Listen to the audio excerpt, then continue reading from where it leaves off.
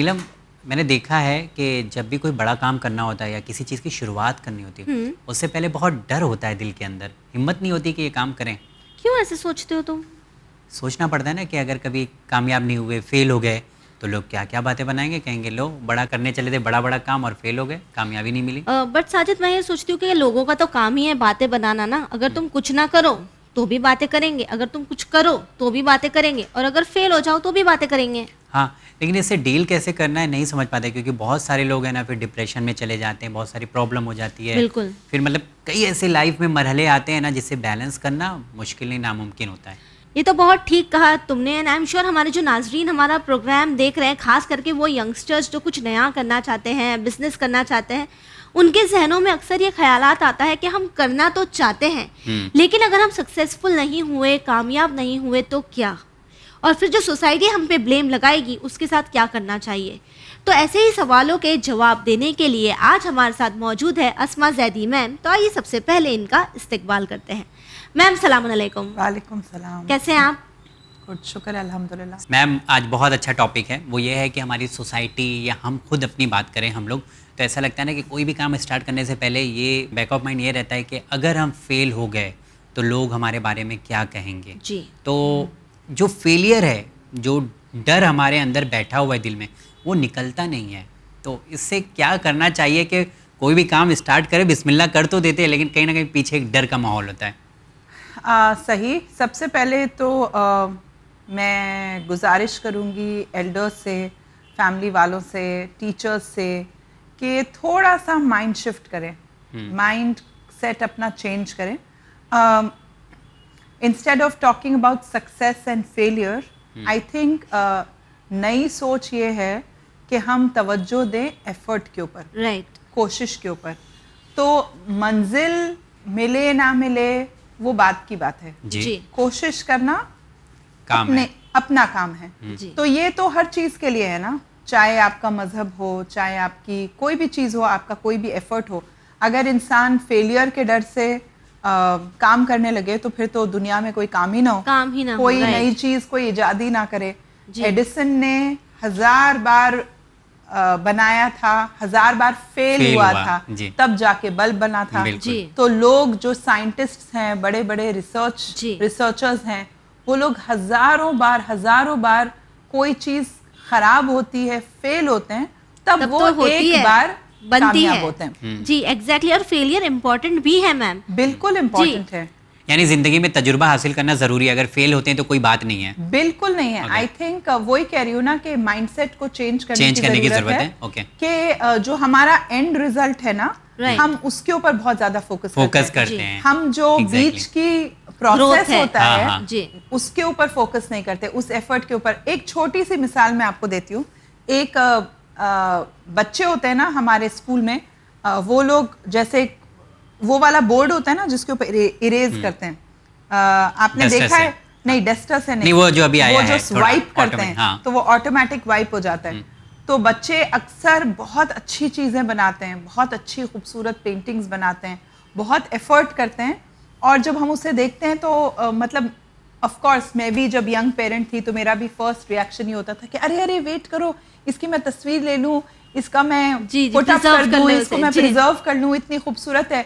और बच्चे होते हैं कि उन्होंने सट से किया और सब गायब। तो actually it made me think कि I am focusing on the end result, but for a child the process is more beautiful. The process is the effort, the thought, the imagination, that is what is. इसी तरह जब रेत के घर बनाते हैं बच्चे तो बनाते रहते हैं, लहरें उसे मिटाती रहती हैं। तो it is I think it is time to change. Instead of success and failure, we should focus on the effort and the process. जी, बिल्कुल ठीक कहा आपने। ज़रूरत है हमें एफर्ट पर नज़र डालने की। लेकिन एक चीज़ जो माशरे में बहुत ज़्यादा कॉमन है कि लोग बहुत इमोशनल होते हैं, सेंसिटिव होते हैं, बहुत हिम्मत चाहिए होती है, साजिद ने जिस तरह कहा, कोई नई चीज़ करने के लिए। ऐसे में जब लोग खड़े हो जाते हैं आप पे कमेंट करने के लिए, आपको गिराने के लिए, तो जो हिम्मत होती है वो टूट सी जाती है और फिर इंसान कुछ नया करने से पहले ना मैम 10 बार सोचता है ताकि उसे वो सारे एक्सपीरियंसेस याद रहते हैं। तो किस तरह लोगों की कमेंट्स को अपने आप पर हावी होने नहीं देना चाहिए? लोगों की पर्सनालिटीज अलग अलग होती हैं नीलम। लोगों की थोड़े लोग, जैसे हमने टेम्परमेंट्स वाले अपने उसमें किया था कि थोड़े लोग होते हैं वो ज्यादा हसास होते हैं, थोड़े लोग जो होते हैं वो केयरफ्री टाइप के होते हैं। तो लोगों की ये जो इनका एहसास है आप इसको कंप्लीटली आउट तो नहीं कर सकते कि आप उनका, मगर इंसान कोशिश से हर चीज पॉसिबल है। तो आई think it depends on how you support the person when they have failed. तो जब कोई बिजनेस फेल होती है, जब कोई आइडिया फेल होता है, अगर आपने वाकई उसके लिए मेहनत की है, अगर आपने वाकई हर चीज सही करी थी जी। कभी कभी ऐसा होता है कि कोई चीजें आपके हाथ में नहीं होती, फर्ज करिए आग लग गई खुदा ना करे, या कहीं कोई चोरी हो गई कोई चीज, अगर आपकी लापरवाही से चोरी हुई है वो अलग बात है, वो अलग बात है। मगर अगर वाकईन आपने हर एहतियात करी थी उसके बावजूद चोरी हो गई तो वो इम्तिहान है, तो you can not do anything. तो you do fail but I think मतलब बहुत सारे लोग अपने ऊपर हावी कर लेते हैं लोगों के तंज और ताने को, कमेंट्स को। अब यही बात है कि जो अपने ऊपर हावी करते हैं फिर वो आगे की ग्रोथ अपनी खुद ही रोकते हैं। अगली तो जिंदगी का और ये चीज साजिद ये बचपने से होती है। तो ऐसा थोड़ी होता है कि इंसान 40 साल का हो गया और वो अब फेल होने से डर रहा है। बिल्कुल। तो ये तो बचपने से एक माइंडसेट होता है जो आपके अंदर इनकलकेट किया जाता है कहीं ना कहीं। हाँ। तो अगर वालिदैन इस बात का ख्याल रखें, बड़े घर वाले इस बात का ख्याल रखें, मतलब नई चीज करने के लिए अगर कोशिश करे बचपन में भी तो उसे मतलब ऐसा ना दबा दें, इनकरेज करें और उसके प्रोसेस और एफर्ट को अप्रिशिएट करें, एंड रिजल्ट को अप्रिशिएट करें। अच्छा, तो ये बचपन का असर हो सकता है 110% चीजों को दिमाग पर लेने का। आपका जो माइंडसेट फॉर्म होता है वो कब से फॉर्म होता है? आपका माइंडसेट तो बचपने से सीमेंट हो जाता है ना, स्कूल में, सोसाइटी में, घर में। तो अगर आपकी टीचर्स, आपके वालिदैन, आपके घर वाले आपको कोई भी चीज के लिए हमेशा फेल हो गए 1 out of 10, 2 out of 10, बच्चों को डफर डफर बोलेंगे या नालायक है, पढ़ता नहीं है, ये इस बात का एहसास दिलाएंगे तो उसके अंदर हमेशा डिमोटिवेटेड होंगे। मगर अगर आप 1 out of 10 वाले को, उसने एक बच्चा था मेरी क्लास में जब मैं टीचर थी, बहुत साल हो गए, तो उसने मुझे सैड फेस करके दिखाया, मैम आई वर्कड हार्ड मगर मेरे को सिर्फ 1 मार्क आया आउट ऑफ 10। तो मैंने कहा दैट्स ग्रेट, एटलीस्ट तुम्हें 0 नहीं आया, कम से कम तुमने एक चीज तो अच्छी लिखी, करेक्ट लिखी, इसका मतलब तुम दूसरी भी याद कर सकते हो। तो it depends on how you take things. Motivate करने आना चाहिए, मतलब ऐसे लोग होना चाहिए आप जैसे कि जो हम लोग को मतलब इस नज़र से भी देखें और लोगों को मोटिवेट। अच्छा, एक चीज़ और मैं यहाँ पे पूछना चाहूँगा कि बहुत सारे लोग ऐसे भी हैं, आप देखे होंगे, आपसे भी मुलाकात होगी कि दूसरों को बहुत ब्लेम करते हैं कि इनकी वजह से मुझे कामयाबी नहीं मिली। अच्छा, मेरे वालिदैन की वजह से मतलब हमेशा मुझे ऐसा टोका इन्होंने, या आगे नहीं बढ़ना दिया, बदवा थी तो मैं आगे नहीं बढ़ पाया, या ये साथ देते अच्छे से तो ये साथ देती हैं अच्छे से। तो कहीं ब्लेम गेम जो है ये बहुत पुराना कॉन्सेप्ट है, लेकिन आज सबसे ज्यादा असर करता दिख रहा है सोसाइटी में। हाँ, मेरी नज़र में ऐसे इंसान जो होते हैं ना, वो कभी किसी चीज़ की ओनरशिप नहीं लेंगे। I think it's about time that we change our minds, it's about time we change our attitude, और हम ब्लेम करने के बदले दूसरे लोगों को और कम्युनिटी को we take ownership of our actions जी। एंड अगेन ये वालिदैन की जिम्मेदारी है, बड़ों की जिम्मेदारी है कि जहाँ कोई फेल हुआ या नाकामयाब हुआ और जहाँ किसी ने क्या, तो वो पेरेंट्स को भी मैंने देखा है कि मीटिंग्स में अक्सर कहते हैं कि नहीं, असल में मैम उसकी तबीयत खराब थी, असल में वो पढ़ नहीं पाया।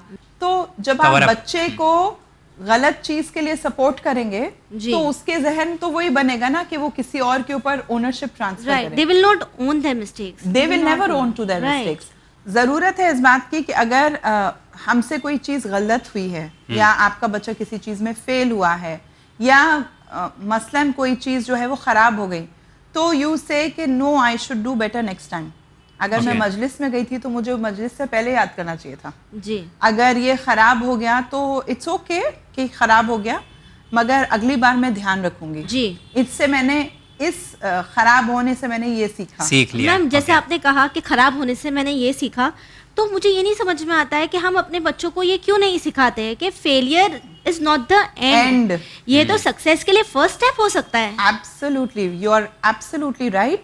Failure is never the end. आपको मालूम है कि जब मैं अपनी किताब लिख रही थी, मेरी एक किताब है लेट्स रीड, जब मैं वो लिख रही थी तो पूरी किताब ख़त्म हो गई, एक बार पब्लिश हो गई, दूसरी बार हम पब्लिश करने के लिए उसमें मुझे कुछ चेंजेस करने थे और मैंने अपना कुछ ऐसा हुआ मेरे लैपटॉप का फॉर्मेट कि मेरी पूरी किताब गायब हो गई। पूरी किताब लैपटॉप से इरेज ही हो गई और वो मैंने गूगल ड्राइव पे सेव नहीं की थी, तो I had to redo everything all over again. तो एक तरह से it was a failure for me, क्योंकि मैंने बेवकूफ़ी करी थी कि मैंने उसे किसी चीज़ पे सेव नहीं किया था, गूगल ड्राइव पे सेव नहीं किया था, हार्ड डिस्क पे सेव नहीं किया था, and I had to do my work all over again. So इन चीज़ों से हमें सबक मिलता है। तो अब मैं हमेशा ये करती हूँ कि कोई भी चीज़ होती है मैं फट से पहले बैकअप ले लेते हैं, बैकअप करती हूँ, उसे गूगल ड्राइव पे सेव करती हूँ, उसे 10 लोगों के साथ शेयर करती हूँ हम इसी तरह, so that वो चीज़ गायब ना हो और उसका एविडेंस किसी ना किसी के पास ज़रूर हो। तो हम अपने फेलियर से सीखते हैं और कामयाब इंसान वही होता है जो फेल करके फिर से वापस उठे। जो फेल के गिर जाए पड़ जाए वो तो कभी कामयाब हो ही नहीं सकता। बल्कि नीलम, मैंने तो यहाँ तक देखा है कि पर्सनली जब मैं कोई काम करने की नियत करती हूँ, सिर्फ नियत कि जैसे मसलन मुझे किसी कॉन्फ्रेंस में कुछ प्रेजेंट करना है या मसलन मुझे बॉम्बे आना है, मुझे अपने टिकट्स कराने हैं, तो जब मैं इरादा ही कर रही हूँ कोई काम करने का, आप यकीन नहीं करेंगे वो काम होने से पहले 10 चीजें प्रॉब्लम सामने आ जाती हैं। बिल्कुल बिल्कुल, या बहुत लोगों से होता है ये जी, कि मतलब या तो आपको पैसे की प्रॉब्लम हो जाती है, या आपको टाइमिंग्स की, या आपको डेट्स की, या आपको कोई और काम बीच में आ जाता है। कोई ना कोई हर्डल, परेशानी हमेशा बीच में आती है जो आपका काम खराब करती है। तो कामयाबी सिर्फ तब मिलती है जब आप उन प्रॉब्लम्स को ओवरकम करके आगे बढ़ते हैं। डील करना है। उन प्रॉब्लम्स को ओवरकम ना कर सके वो वहीं हार गए, ताकि वो वहीं ठहर गए, उन्होंने कोशिश ही नहीं की और वो आगे नहीं बढ़े। एग्जैक्टली। मैम, जब हम लोग गुफ्तगू कर रहे थे तो मुझे एक बहुत अच्छा शेर याद आया जो बचपन में सुना था, अक्सर लोग सुनाते थे मोटिवेट करने के लिए। गिरते हैं घुड़सवार ही मैदान जंग में, वो तुफल क्या गिरेगा जो घुटनों के बल चले। तो 4 लोग क्या कहेंगे और आप जब तक मैदान में उतरेंगे नहीं तो आप गिरेंगे नहीं तो आप सीखेंगे कैसे, और वो लोग क्या गिरेंगे जो उतरते ही नहीं है कभी मैदान में। तो मेरे ख्याल से आज का जो शो था ये मोटिवेट करने के लिए काफ़ी है कि कभी आप पीछे ना हटें। बहुत शुक्रिया आपका मैम। मोस्ट वेलकम जी। आखिर में हमारे नाजरीन से हम बस यही कहना चाहेंगे कि गया वो वक्त जब हम अपने बच्चों को डफर कहा करते थे, वो जो एफर्ट लेते हैं उसे सराहा नहीं करते थे। हमें हमारे बच्चों की चॉइसेस को रिस्पेक्ट करना चाहिए। अगर वो कुछ नया करना चाहते हैं तो हमें उन्हें एनकरेज करना चाहिए। कामयाब तो हर कोई होना चाहता है, लेकिन अगर कामयाबी की इस दौड़ में हम गिरेंगे नहीं तो उठेंगे कैसे? क्योंकि कामयाबी तो तय है, लेकिन इसके लिए आप कितनी मेहनत करने को तैयार है, आप कितनी कीमत चुकाने को तैयार है। इसी के साथ हमें दीजिए इजाजत, पर बने रहिए चैनल विन के साथ। पैगाम इंसानियत। शुक्रिया।